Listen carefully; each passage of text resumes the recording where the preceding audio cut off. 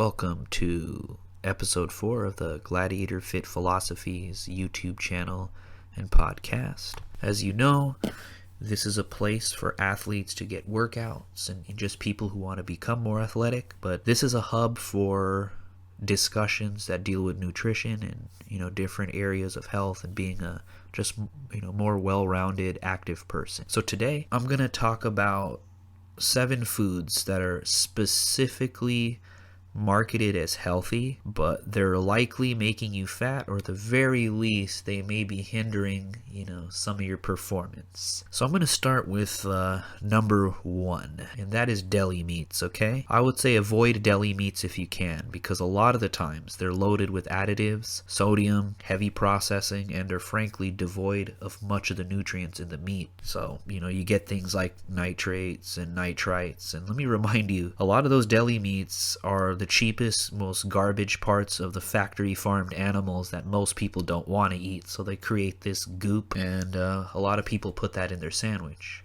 So figure out, healthy, protein-rich ways to make sandwiches that don't involve these, deli meats. So number 2 is granola.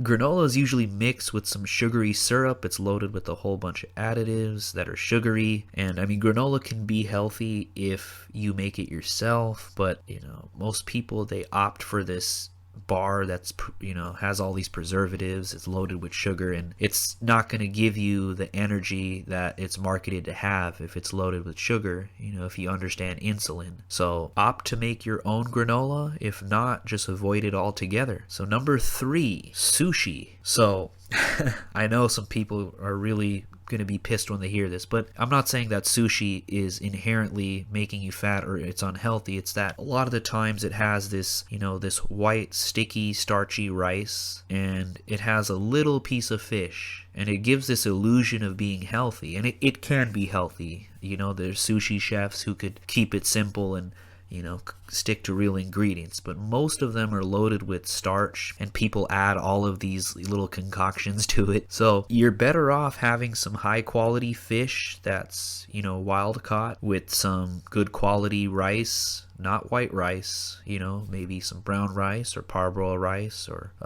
basmati rice. But the point is have your fish, have your rice, have your soy sauce, and you could have all those ingredients without all that starchiness. So number 4, which is fruit juice. I would say cut back on it if you can. It raises your insulin levels and your just calories you get from liquid. But you should get those calories from the actual fruit if you can, because when you eat the fruit, it also brings healthy fiber that you typically miss when you drink juice. Now, you can be healthy, drinking blended fruits. It's just, again, it's you miss some of those fibers, but it's certainly, you still will get vitamins. Now I'm mainly talking about the fruit juice like Minute Maid or something like that, where it's basically a bottle of sugar. So number 5, flavored fruit yogurts. Now, the flavored fruit yogurts like the Yoplait or the Danimals, they're usually loaded with fructose syrup and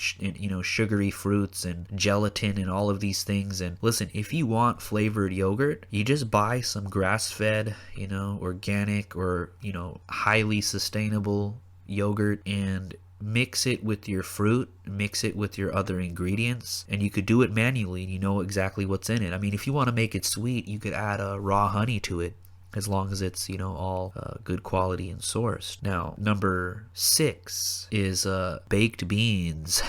Now listen, there's nothing wrong with lima beans, navy beans, pinto beans, black beans, red beans. They're all really healthy. Beans have complex carbs, they're relatively high in protein, but the problem with baked beans is they're loaded with sugar a lot of the times and preservatives, and that's really the main point. It's not really the beans themselves, it's the baked beans and the flavor concoctions that come with it. So opt to making your own beans. You can make them tasty without loading them up with sugar, and that that's something that you could add to your training or your diet. Last but not least, number 7, chemically engineered healthier versions of cookies, muffins, cakes. You've seen them in your gym, you know, the protein cookie or the the protein muffin, or, you know, this really tasty protein birthday cake. And I've seen some that have really low sugar, but most of them are chemically engineered.